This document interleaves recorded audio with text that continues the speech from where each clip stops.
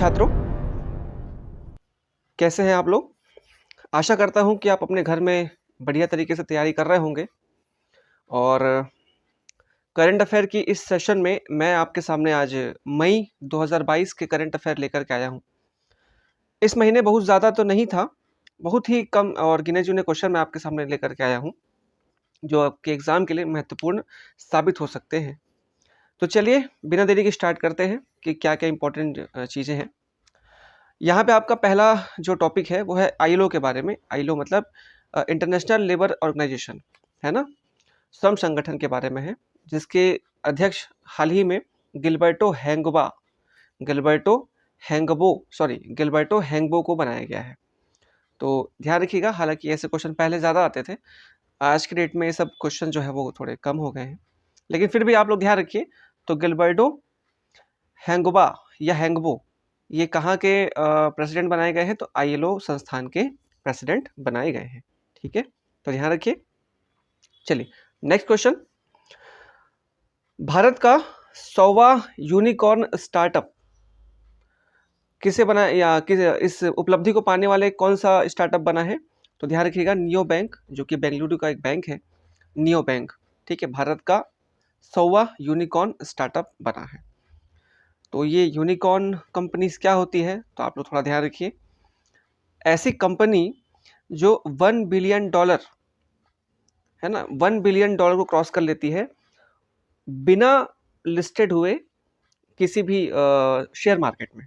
ठीक है, तो ऐसी कंपनी यूनिकॉर्न कंपनी कहलाती है। ठीक है, जो बिना किसी शेयर मार्केट में लिस्टेड हुए इसने 1 बिलियन का जो वो है हासिल कर लिया है। ठीक है, चलिए कौन सी बैंक है? नियो बैंक, बेंगलुरु की बैंक है, 100वीं यूनिकॉर्न स्टार्टअप। ठीक है, इसके अलावा आप अगर 101वां जो स्टार्टअप देखना चाहें, जो यूनिकॉर्न स्टार्टअप बना है 101 नंबर का, वो है पीडब्ल्यू मतलब जो फिजिक्स वाला है आपके फेवरेट टीचर, तो वो। ठीक है, चलिए अगला इंपॉर्टेंट है, अगला क्वेश्चन, प्रेस स्वतंत्रता सूचकांक, प्रेस स्वतंत्रता सूचकांक, इसमें भारत का स्थान कितना है? 150वां। कितना? 150वां। और फर्स्ट स्थान पर कौन है? तो नॉर्वे, है ना। देखिए जितना भी ये इंडेक्स वगैरह है ना, वो यूरोपियन और अमेरिकन जो स्टैंडर्ड को मतलब उसके हिसाब से बनाए जाते हैं सारे सूचकांक, है ना। और भारत इन सारे स्टैंडर्ड में कभी भी जस्टिफिकेबल तरीके से नहीं बैठ पाता है। तो कभी भी आप अगर ये देखें कि सूचकांक में हमारा स्थान बहुत नीचे है, बहुत ज़्यादा बुरा है, इसका मतलब ये नहीं है कि एक्चुअल में हमारी स्थिति इतनी खराब है। ठीक है, वो उनका अपना एक पर्सपेक्टिव होता है, एक नज़रिया होता है और उनका एक मापदंड होता है।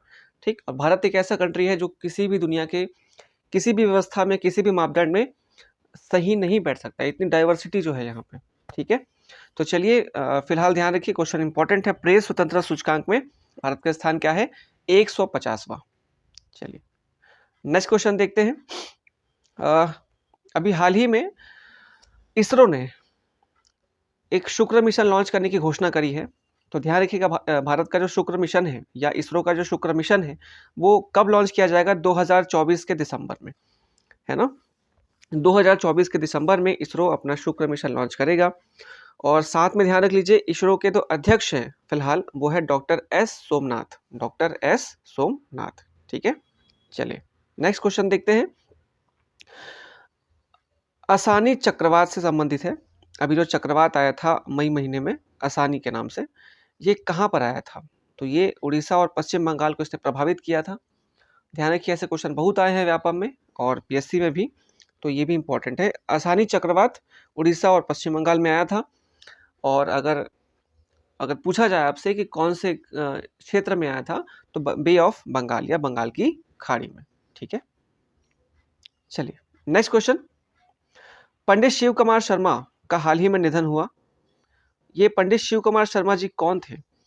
तो ध्यान रखिएगा, ये एक संतूर वादक थे, बहुत प्रसिद्ध संतूर वादक पंडित शिव कुमार शर्मा। ठीक, हालांकि इतना इंपॉर्टेंट नहीं है, लेकिन फिर भी थोड़ा सा देख लीजिएगा। चलिए नेक्स्ट, पुलित्जर पुरस्कार 2022।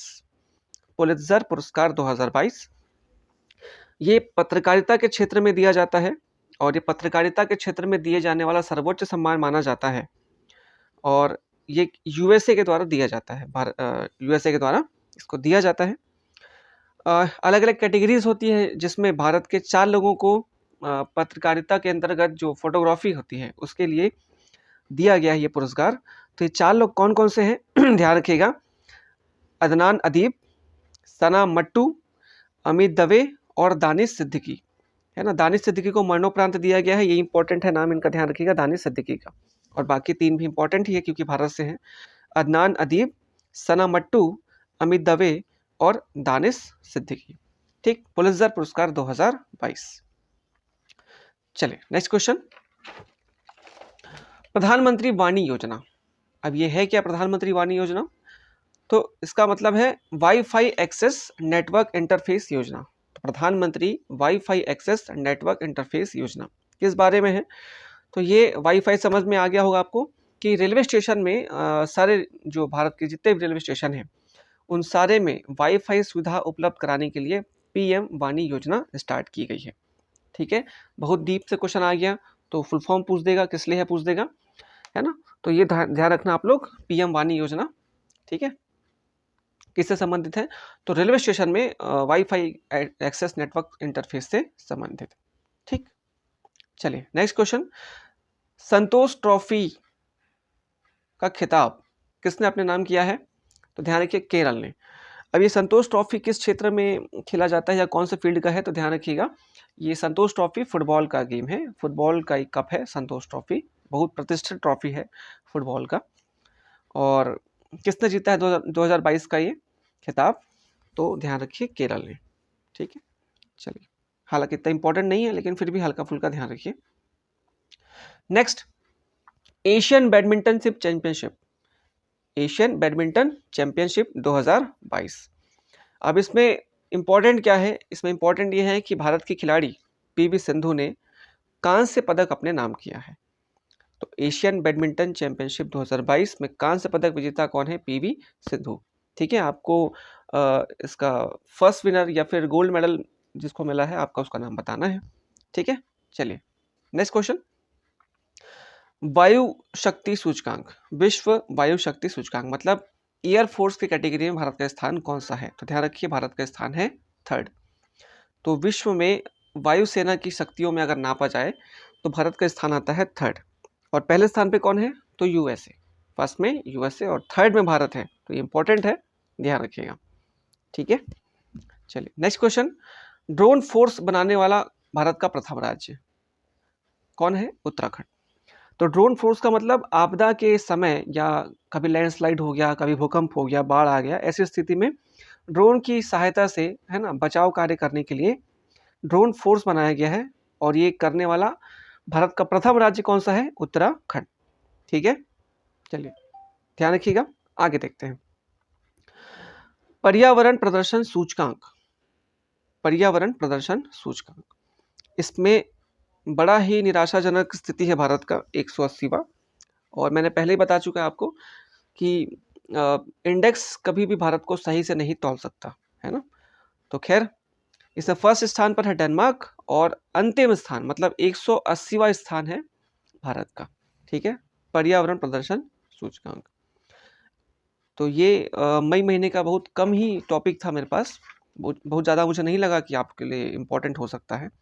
तो केवल इतना जो इम्पोर्टेंट था वो ध्यान रखिएगा, और बाकी का फिर नेक्स्ट वीडियो में अपन देखते हैं अगले महीने का। ठीक है, तब तक के लिए धन्यवाद, जय हिंद।